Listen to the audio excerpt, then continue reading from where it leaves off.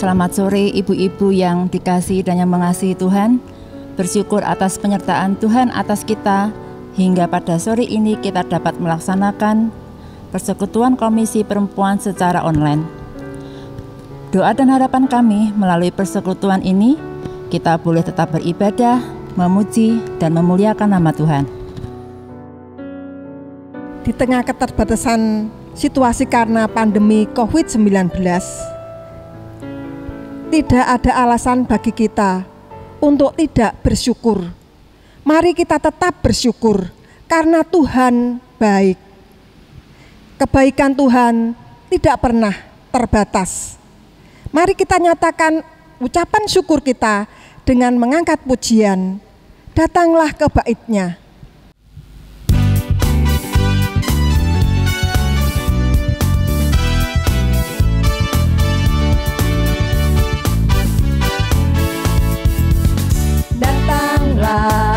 Ke bait-Nya dengan hati bersyukur, ke dalam pelataran-Nya dengan hati bersuka rasakan dan lihatlah betapa baiknya Tuhan bagi yang berlindung padanya.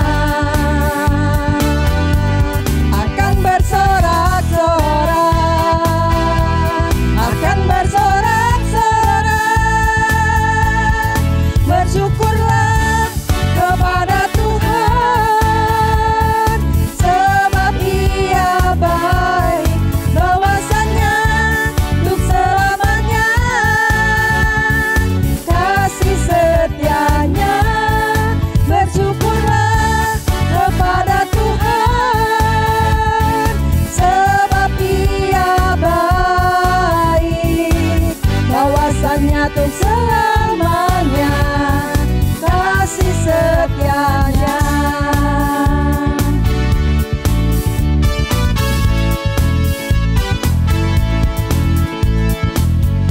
Datanglah ke bait-Nya dengan hati bersyukur, ke dalam pelataran-Nya dengan hati bersuka rasakan dan lihatlah betapa baiknya Tuhan bagi yang berlindung padanya. Akan bersorak-sorak, akan bersorak-sorak, bersyukurlah kepada Tuhan, sebab Ia baik, bahwasanya untuk selamanya kasih setianya. Bersyukurlah kepada Tuhan, sebab Ia baik, bahwasanya untuk selamanya kasih setianya.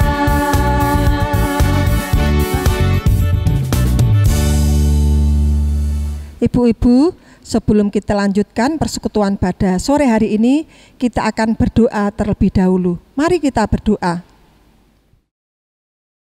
Kami datang kepadamu ya Bapa, Engkau Allah yang baik, Engkau Allah yang berkuasa atas hidup kami. Sore hari ini kami mau mengucap syukur untuk kekuatan, kesehatan yang Kau berikan kepada kami. Kami juga mohon ampun untuk setiap dosa yang kami lakukan yang tidak berkenan kepadamu. Dan persekutuan sore hari ini kami mau serahkan ke dalam tangan pimpinan-Mu dari awal sampai dengan selesai. Berkatilah kami semua. Firman yang akan disampaikan oleh hamba-Mu Ibu Tintin, berkati kami semua supaya kami boleh mengerti, terlebih mampukan untuk melakukan di dalam kehidupan kami. Hanya di dalam nama Tuhan Yesus kami sudah berdoa. Amin. Dalam kehidupan ini tidak jarang kita menemui kesulitan dan pergumulan hidup. Tetapi kasih setia Tuhan tetap untuk selama-lamanya bagi kita. Mari kita naikkan pujian, Ku bersyukur Bapa, sebagai ungkapan rasa syukur kita, serta untuk menyiapkan hati dan pikiran kita untuk mendengarkan firman Tuhan.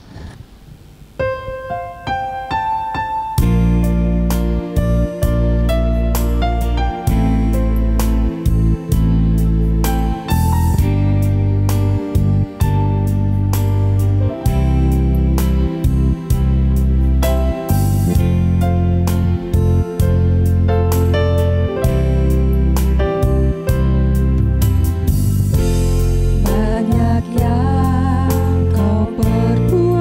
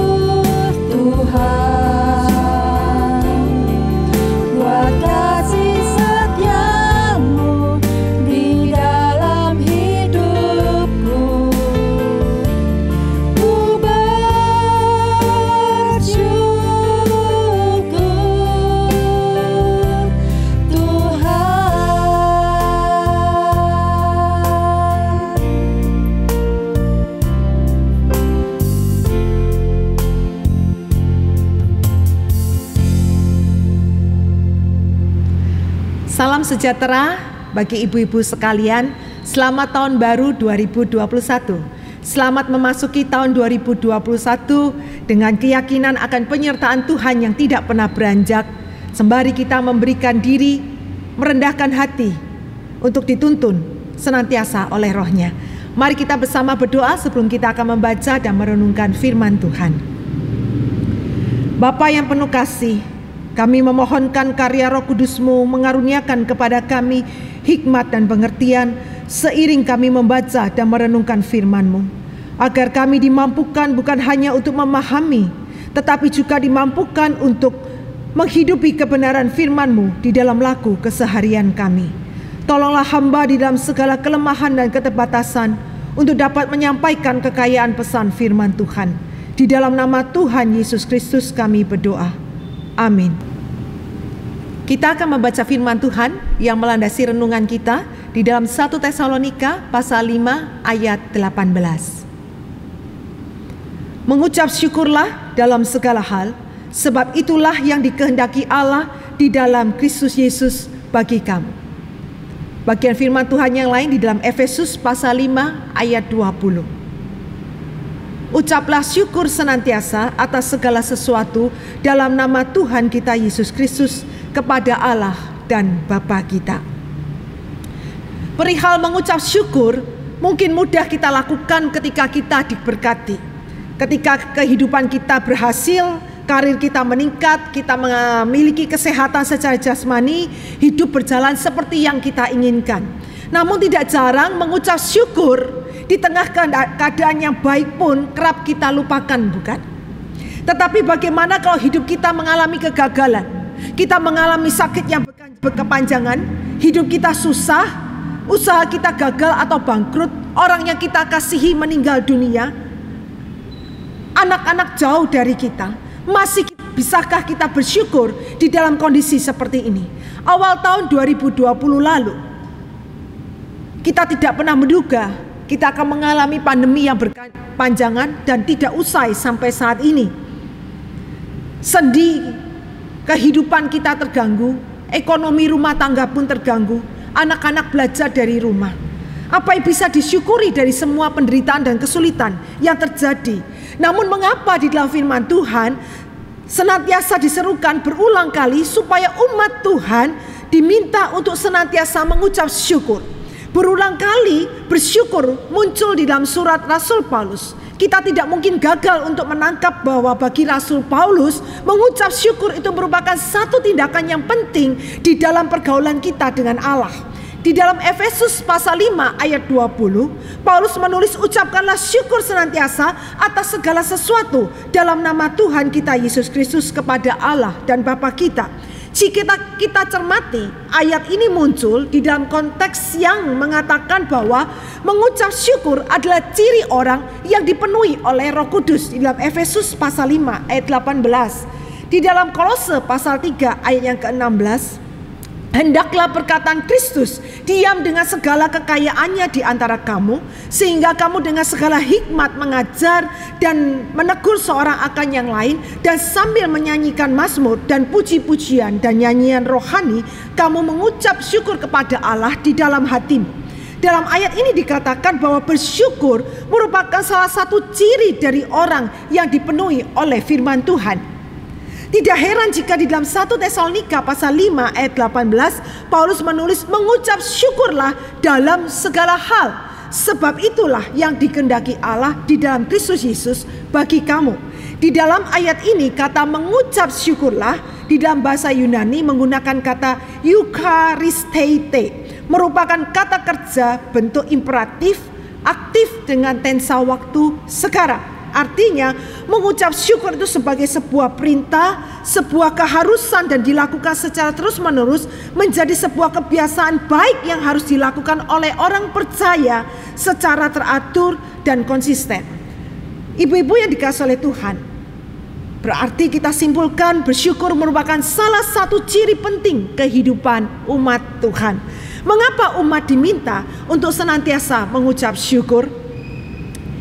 Karena yang pertama, dengan mengucap syukur kita belajar memandang segala sesuatu peristiwa yang terjadi dari sudut pandang Allah.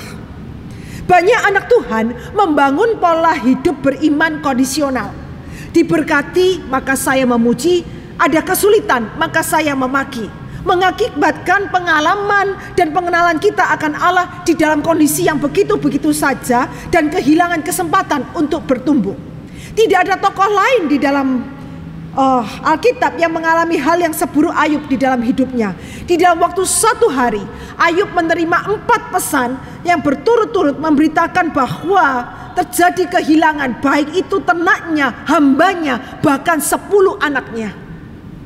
Ayub kehilangan anak-anak dan semua harta bendanya. Seolah-olah itu belum cukup, Ayub juga mengalami duka cita karena dia menderita satu penyakit kulit yang mengerikan, dan dia menderita gatal yang sangat hebat sehingga harus digaruk dengan kaca. Kita diberi kesempatan untuk melihat apa yang sedang terjadi di balik tabir yang sedang dialami oleh Ayub. Tetapi Ayub pada waktu itu sangat tidak memahami apa yang sedang terjadi di dalam kehidupannya.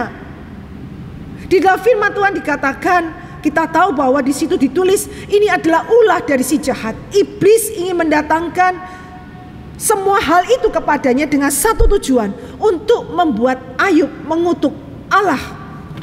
Seperti yang telah dilakukan oleh istri Ayub ketika dia melihat penderitaan bertubi-tubi terjadi. Dia mengeluarkan satu kalimat, masih bertekunkah engkau di dalam kesalehanmu? Kutukilah Allah dan matilah. Iblis pun berpikir bahwa Ayub juga orang yang sedemikian. Dikatakan di dalam Ayub pasal 1 ayat 9, apakah dengan tidak mendapat apa-apa Ayub takut akan Allah? Tetapi ulurkanlah tanganmu dan jamalah segala yang dipunyainya, ia pasti mengutuki. Tapi firman Tuhan mencatat bahwa Ayub tidak mengutuk Allah, tetapi dalam semuanya itu dia tetap mengucap syukur, karena dia tahu bahwa apa yang terjadi, pengenalannya akan Tuhan, imannya kepada Allah tidak dibangun berdasarkan apa yang Tuhan berkatkan, tapi siapa yang telah berkarya di dalam hidupnya. Pengenalan Ayub akan Allah dibangun kepada pribadi Allah itu sendiri, bukan pada berkatnya. Karena itu Ayub sanggup berkata, Tuhan yang memberi, Tuhan yang mengambil, terpujilah nama Tuhan. Di dalam kesemuanya itu Ayub tidak berbuat dosa. Kesusahan yang kita hadapi bisa membuat kita sulit untuk mengucap syukur kepada Allah. Namun kita dapat bersyukur kepada Allah karena Dia melihat setiap situasi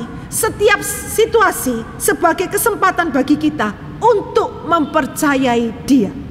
Entah kita memahami atau tidak memahami rencana dan tujuan Tuhan dalam kehidupan kita. Ibu-ibu yang dikasihi Tuhan, kita diminta untuk mengucap syukur. Alasan yang kedua, karena dengan mengucap syukur kita meyakini bahwa Allah memegang kendali atas kehidupan kita.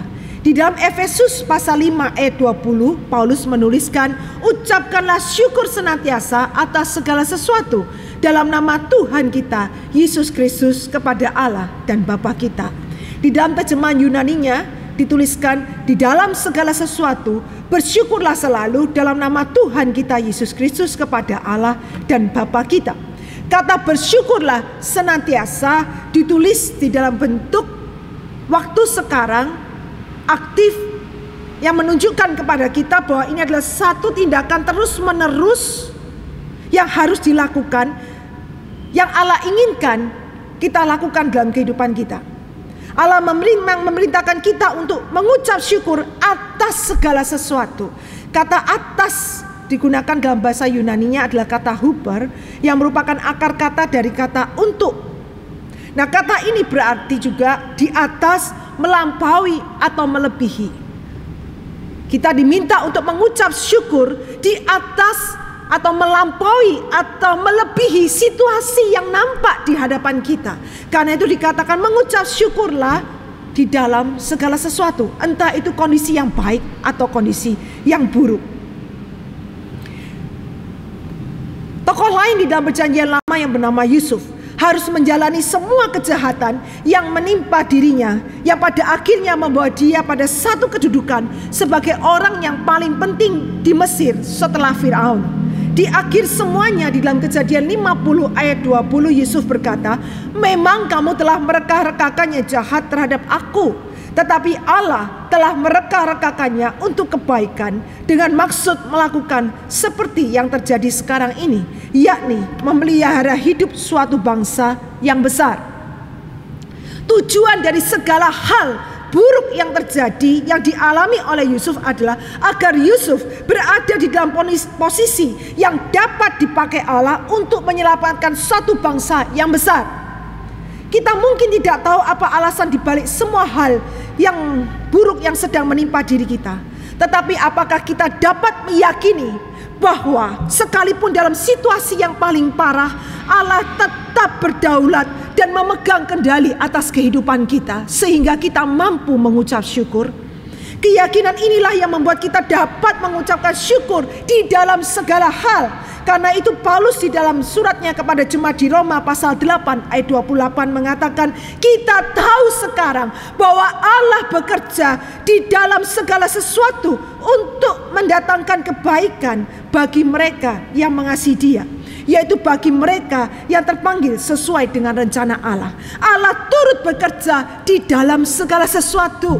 Kita diminta mengucap syukur di dalam segala hal. Bukankah ini memberikan satu keyakinan, jaminan bagi kita, apapun keadaan kita, Allah turut bekerja di dalamnya mendatangkan kebaikan. Tidak ada alasan untuk kita tidak dapat bersyukur, bahkan di balik hari-hari sulit sekalipun. Alasan yang ketiga, mengapa kita diminta untuk mengucap syukur? Karena dengan mengucap syukur, kita memperoleh kekuatan. Dengan mengucap syukur kita belajar memandang segala sesuatu dari cara pandang Tuhan. Dengan mengucap syukur kita meyakini bahwa Allah memegang kendali atas kehidupan kita. Dan itu akan memberikan kepada kita kekuatan dan pengharapan bahwa Allah senantiasa ada beserta dengan kita. Kita tidak akan berfokus kepada masalah kita, tetapi kita akan berfokus kepada Allah yang bekerja di balik semuanya untuk mendatangkan kebaikan bagi kita, anak-anaknya. Kita akan mengalihkan pandangan kita kepada masalah itu dan menunjukkan pandangan kita kepada Tuhan. Ibu-ibu yang dikasihi oleh Tuhan, mengucap syukur menjadi salah satu cara Allah menolong kita untuk menghadapi masalah. Karena ketika kita mampu menyelaraskan cara pandang kita dengan Tuhan, meyakini bahwa Allah bekerja, sekalipun situasi buruk nampak di hadapan mata kita, dan itu akan memberikan kekuatan, membangkitkan iman dan pengharapan kita kepada Dia. Seorang perempuan bernama Frances Jane Crosby, atau yang kita kenal dengan Fanny Crosby, lahir dengan normal pada tanggal 24 Maret tahun 1820. Pada saat ia berumur 6 minggu, ia terkena flu dan matanya mengalami peradangan. Namun ketika dibawa ke dokter, terjadi malpraktik yang membutakan matanya. Pada usia 6 bulan ayahnya meninggal dunia, sehingga ia dibesarkan oleh ibunya dan neneknya. Untuk menghidupi keluarganya, Ibu Fanny bekerja sebagai pembantu rumah tangga, dan Fanny yang buta dititipkan kepada neneknya. Neneknya adalah seorang yang sangat mengasihi Tuhan. Dia mendidik Fanny di dalam ajaran kebenaran firman. Dia mengajarkan kepada Fanny cara berdoa, cara membangun satu relasi dengan Allah. Dia mengajarkan dia untuk menghafal ayat-ayat firman Tuhan. Bahkan sebelum berusia 10 tahun, Fanny mampu menghafal beberapa kitab di dalam Perjanjian Lama dan juga di dalam Perjanjian Baru. Fanny menghabiskan sebagian masa kecilnya berjuang menahan olok-olok dari teman-temannya atau anak-anak sebayanya. Beruntung dia mempunyai seorang nenek yang sangat mengasihinya, yang menolong dia untuk hidup di dalam kebenaran firman. Mendekati ulang tahunnya yang ke-15, Fanny mendapatkan berita yang sangat menggembirakan, yaitu ibunya berhasil mengumpulkan biaya untuk dia dapat bersekolah di New York Institution for the Blind. Satu-satunya sekolah untuk anak-anak buta di Amerika pada waktu itu. Dia tinggal di sana selama 7 tahun, belajar banyak hal. Dia belajar bermain piano, gitar, dan menyanyi. Dia menulis banyak puisi. Dan di sekolah ini dia menjadi murid teladan. Bahkan ketika dia berusia 23 tahun, dia mendapat kesempatan menjadi wanita pertama atau perempuan pertama yang diizinkan berpidato di depan Kongres Amerika di kota Washington pada waktu itu. Di sana Fanny tidak membaca pidato atau bercerita, tetapi dia melantunkan beberapa puisi tentang kasih dari Sang Juru Selamat. Fanny menjadi guru di sekolah tempat dia belajar.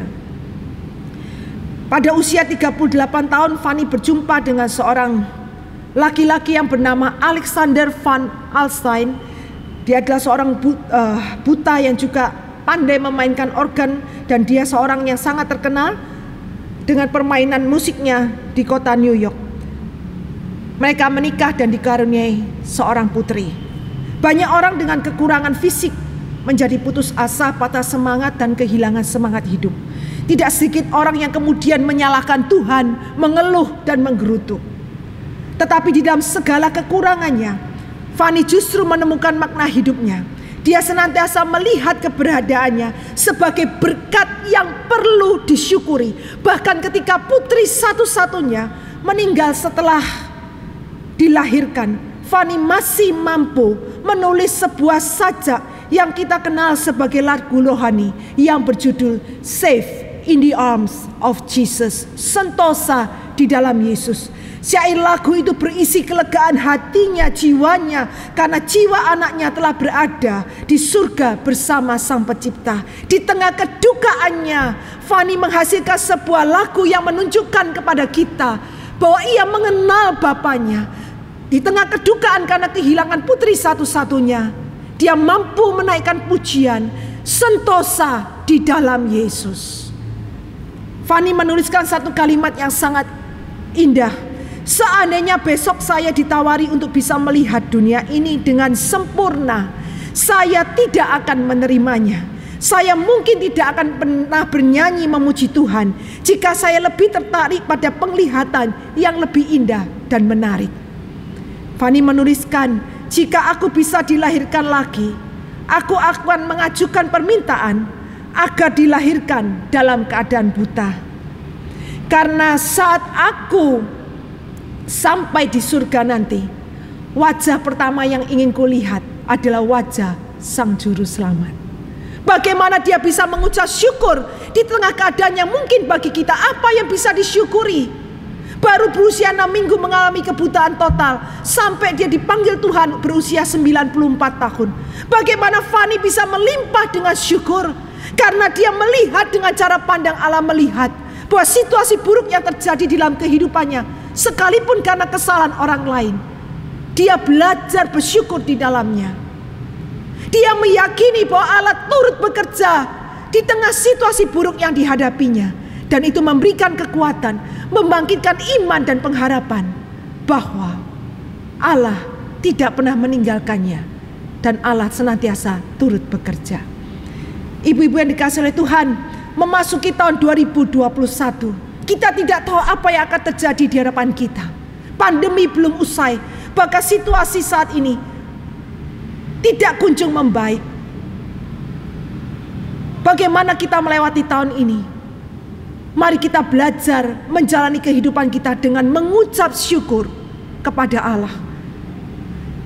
Kita belajar untuk memandang setiap peristiwa, entah itu baik atau buruk, dari cara pandang Allah melihatnya. Kita belajar untuk meyakini bahwa Allah tidak meninggalkan kita. Kita meyakini bahwa Allah sedang bekerja baik di dalam situasi yang buruk sedang kita hadapi. Dan itu akan memberikan pengharapan, membangkitkan iman kita, dan memberikan kepada kita kekuatan. Amin. Bersyukur kita memasuki tahun 2021. Allah telah menolong kita dan kita terus diajak untuk senantiasa bersyukur di dalam segala hal. Karena melalui bersyukur kita boleh belajar memandang segala sesuatu dengan cara pandang Allah. Meyakini bahwa Allah yang memegang kendali dalam hidup kita. Melalui bersyukur pula, Tuhan memampukan kita. Tuhan memberikan kekuatan kepada kita untuk menghadapi persoalan, tantangan di dalam hidup kita. Mari kita angkat pujian. Give thanks.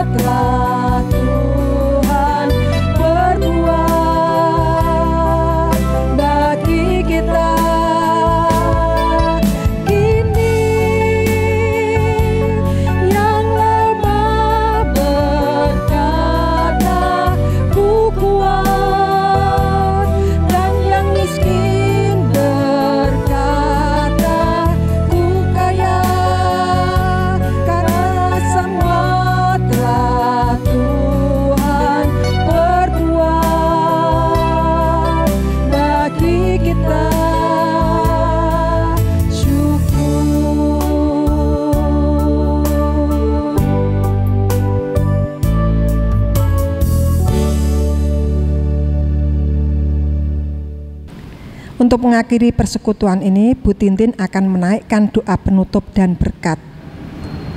Mari kita berdoa. Bapa yang penuh kasih, kami mengucap syukur atas penyertaan dan pemeliharaan-Mu sepanjang tahun 2020 yang telah kami lewati. Kendati perjalanan kami diwarnai oleh pandemi yang berkepanjangan dan tak kunjung usai, namun kami melihat tangan kasih-Mu senantiasa menuntun, menopang dikala kami lelah dan jatuh, dan menguatkan kami untuk melangkah. Kami bersyukur. Kami memasuki tahun 2021 dengan meyakini bahwa penyertaan Bapa tidak pernah beranjak meninggalkan kami, sembari kami merendahkan hati dan memberikan diri untuk berjalan dalam tuntunan-Mu. Kami belajar untuk senantiasa mengucap syukur apapun keadaan kami, karena kami mau belajar menyelaraskan cara pandang kami dengan cara pandang Tuhan, tidak berfokus pada masalah yang kami hadapi, tetapi pada Tuhan yang bekerja di dalam segala sesuatu. Kami mau belajar bersyukur karena kami meyakini bahwa Tuhan memegang kendali atas kehidupan kami. Dengan demikian kami memperoleh kekuatan dan pengharapan dalam menghadapi seberat apapun persoalan kami. Hamba berdoa bagi segenap kaum perempuan di dalam memenuhi tugas panggilan kami. Karuniakanlah keulutan dan daya juang di tengah beban hidup yang makin berat, agar iman kami makin bertumbuh dan pengharapan kami makin teguh dan kasih kami makin melimpah. Kami mengakhiri persekutuan kami dan mengawali tahun 2021 dengan memohonkan berkat Tuhan bagi setiap kami. Maka Allah damai sejahtera yang oleh darah perjanjian yang kekal telah membawa kembali dari antara orang mati Gembala Agung segala domba, yaitu Yesus Tuhan kita, kiranya memperlengkapi kamu dengan segala yang baik untuk melakukan kehendak-Nya dan mengerjakan di dalam kita apa yang berkenan kepadanya oleh Yesus Kristus. Bagi Dialah kemuliaan sampai selama-lamanya. Amin. Bapa, terima kasih. Bapa, terima kasih. Bapa di dalam surga, ku berterima kasih.